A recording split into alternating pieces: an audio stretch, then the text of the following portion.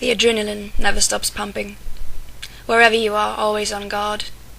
It's a dangerous game, never knowing what or whom is lurking in the shadows.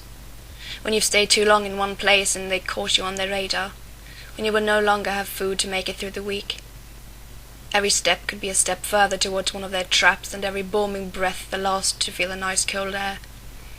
Every kiss a dangerous distraction. Battery City is kind to no one.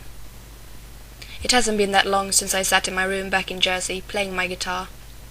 The world was like it always was, peaceful and quiet, boring even.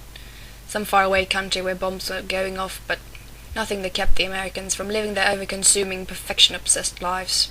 A problem that was too distant to care about. Then suddenly it was no longer that distant. Suddenly everything changed. The world we knew was turned upside down. The malls were gone, the playground stood in flames, and bodies were piled up on the streets, lifeless, useless. There were survivors, not too many, just enough for their plans to be put in action. A radio feed travelled across country telling us to seek the nearest big city, and that's where they would find us. Bring us to safety in the city formerly known as New York. Battery City, where all would be well. They hardly promised us the world back. Actually, they promised us a new one. A world with warm showers, food, and something clean to wear. They fooled me just as they did everybody else. Humans in emergency situations often become incredibly dumb and are ready to believe everything that they hear.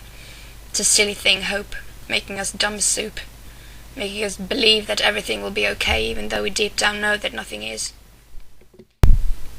The agents greeted us at the gates. On the other side were the city that so many of us had loved, the city of dreams where anything had been possible. It was unrecognizable, white. Everything was white. White skyscrapers, white sidewalks, and men and women dressed in white coats, all smiling, while handing out their BLI medication to the broken-down humans awaiting to enter this new land of promise. The discomfort I felt made all the hair on my body stand up in protest. Battery City looked like an insane asylum. Slowly, I turned my step and walked away. Then I started running. I ran for so long I forgot what I was running from. It wasn't until I collapsed in an old school bus that I allowed myself to think again. Outside the broken windows, chaos was spreading. What was happening to my world?